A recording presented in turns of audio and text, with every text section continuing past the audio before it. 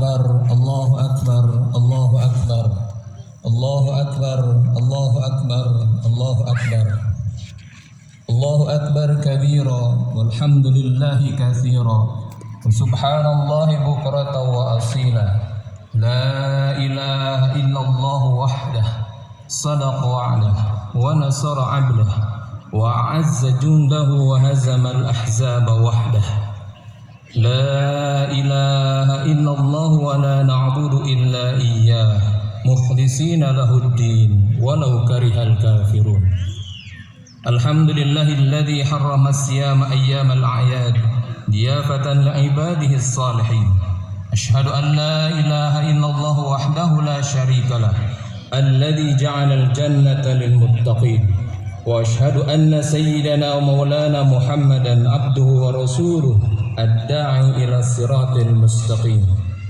اللهم صل وسلم وبارك على سيدنا محمد وعلى آله وأصحابه ومن تبعهم بإحسان إلى يوم الدين أما بعد فيا أيها المؤمنون أوصيكم ونفسي بتقوى الله فقد فاز المتقون قال الله تعالى في القرآن الكريم أعوذ بالله من الشيطان الرجيم فأقم وجهك للدين حنيفا فطرة الله التي فطر الناس عليها لا تبديل لخلق الله ذلك الدين القيم ولكن أكثر الناس لا يعلمون الله أكبر ولله الحمد.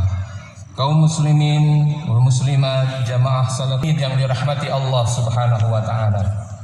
Gema takbir dan tahmid mengumandang di seluruh pelosok negeri melepas kepergian Ramadan 1445 Hijriah yang telah menempa hati, mengasuh jiwa serta mengasah nalar kita. Kita melepas bulan suci dengan penuh harap semoga seluruh ibadah saum yang kita laksanakan, taraweh yang didirikan, zakat yang ditunaikan, tilawah Al-Quran dan ibadah lainnya diterima oleh Allah Subhanahu wa Ta'ala sebagai catatan amal soleh kita. Amin ya Allah ya Rabbal Alamin. Salawat dan salam semoga senantiasa terus tersampaikan pada baginda Rasulullah Sallallahu Alaihi Wasallam, pada keluarganya, sahabatnya, dan mudah-mudahan sampai kepada kita selaku umatnya.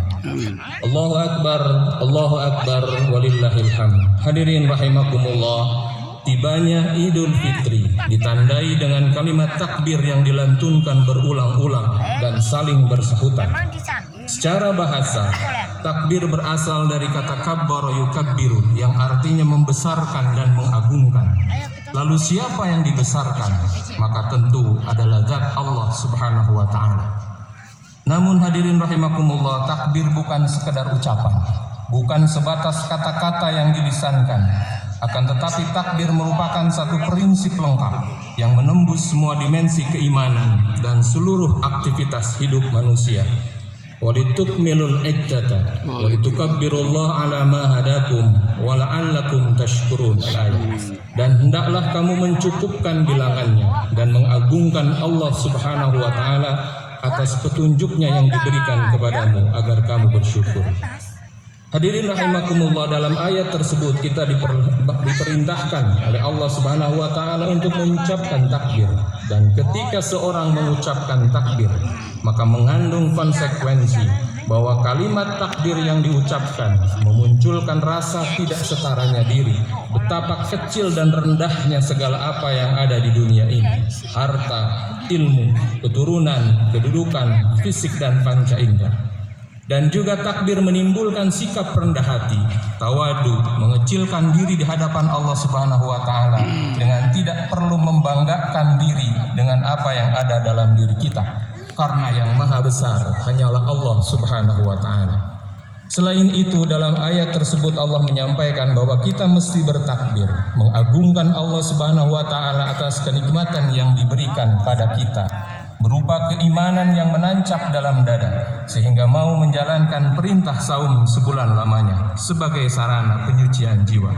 Yang kedua, rasa syukur karena Al-Quran sebagai hidayah yang Allah turunkan di bulan Ramadan sebagai petunjuk arah dalam mengarungi kehidupan. Dan yang ketiga, kenikmatan atas penghapusan kesalahan atau dosa yang kita perbuat selama ini, sehingga sel ruhiyah kita telah diperbaiki dengan penambahan nilai ibadah selama Ramadan. Karena dosa yang kita perbuat dapat merusak fitrah penciptaan manusia. Allahu Akbar, Allahu Akbar, Allahu Akbar walillahil hamd.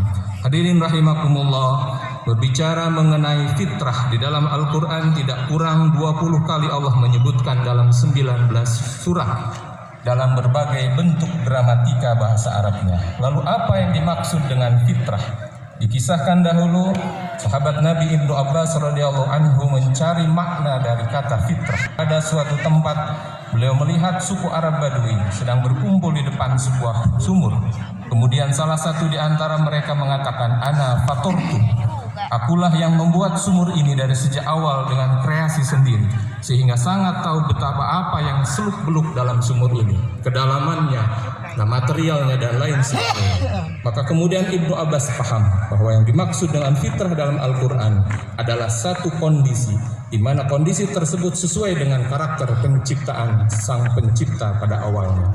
Hadirin rahimakumullah, dalam sebuah hadis yang cukup populer di telinga kita, Rasulullah SAW mengatakan, "Kullu mauludin yuladu 'alal fitrah, fa abawahu yuhawidanihi aw yumajjisanihi aw yunassiranihi." Setiap anak yang dilahirkan dalam keadaan suci, kedua orang tuanya lah yang akan menjadikan dia Yahudi, Majusi atau Nasrani. Fitrah dimaksud adalah fitrah Islam yang oleh Ibnu Qayyim Az-Zawjiyah diterjemahkan dengan fitrah qalbiyah atau struktur rohani dan fitrah jasadiyah atau struktur fisik. Namun selama perjalanannya fitrah tersebut akan berubah tergantung dari lingkungan yang mempengaruhinya. Fa'abawahu, ayah dan ibunya adalah simbol sosial yang akan dapat mempengaruhi keberadaan fitrah Islam ini. Allahu Akbar, Allahu Akbar, Allahu Akbar, walillahil hamd. Hadirin rahimakumullah, kita lahir tidak punya dosa, maka Allah ingin kita meninggal tidak membawa dosa. Kita lahir tidak punya musuh, maka Allah ingin kita tidak bermusuhan dan meninggal tanpa ada musuh yang senang dengan kematian kita. Kita lahir senang dengan kasih sayang, maka Allah ingin kita hidup dengan sesama penuh dengan kasih sayang. Kita lahir dengan sifat peduli terhadap sesama, maka Allah ingin kita hidup dengan keadaan harmoni di kehidupan sosial. Kita lahir menjadi makhluk yang berketuhanan atau gharizah at-tadayyun, maka Allah ingin kita menjadi hamba Allah yang bertauhid tanpa mempersekutukannya. Kita lahir hidup seadanya dengan apa yang kita miliki, maka Allah ingin kita jauh dari sifat tamak dan sikap berlebih-lebihan. Hadirin rahimakumullah, sebulan lamanya kita dilatih untuk mengembalikan fitrah keislaman dan fitrah penciptaan ini. Maka teruslah berusaha menjaga fitrah ini dengan segenap kemampuan yang kita miliki, sehingga ajal menjemput nyawa. Dan di antara yang bisa kita lakukan untuk menjaganya antara lain, yang pertama, lanjutkanlah kebaikan yang telah dilakukan selama Ramadan di hari-hari ke depan. Sebagaimana yang disampaikan Imam Ibnu Rajab dalam kitabnya Lataiful Ma'rifah, beliau mengatakan alamatun qabulit ta'ah an tusala bi ta'atin ba'daha wa alamatu raddiha an tusala bi maksiyah. Ciri diterimanya ketaatan kita adalah dengan melanjutkan kebaikan itu setelahnya, dan ciri ditolaknya amal kita adalah dengan melakukan kemaksiatan setelahnya kebaikan itu diperbuat. Begitu pula apa yang disampaikan oleh Imam Ibnu Muhsin bin Muhammad Al-Qasim dalam kitab Al-Khutbah Al-Mimbariyah, seorang khatib di Masjid Nabawi. Beliau mengatakan, inna min alamatin qabulil hasanah fi'lal hasanah ba'daha wa min alamatis sayyi'ah as-sayyi'ah ba'daha fa'akbahul hasanah bil hasanah takun alamatun ala qabuliha wa aktsaru minal hasanat ba'da sayyi'at takun kafaratun laha. Dan sesungguhnya ciri dari diterimanya kebaikan saum kita adalah dengan melaksanakan kebaikan setelahnya, dan ciri dari ditolaknya adalah apabila kita melakukan keburukan setelahnya. Maka ikutilah kebaikan itu dengan kebaikan, dan perbanyaklah kebaikan setelah engkau melakukan keburukan, karena itu akan menjadi kafarat atas kesalahan-kesalahan tersebut. Allahu Akbar, walillahil hamd. Hadirin, kemudian yang kedua, hindarilah perbuatan yang akan merusak ibadah saum kita. Di antaranya seperti apa yang disampaikan oleh Rasulullah SAW dalam sabdanya, Bismillahirrahmanirrahim, as-sawmu junnah ma lam yafriqha bima yufriquha ya Rasulullah. qala bikadzbin aw bisabbabin aw bighibatin aw namimah. Rasul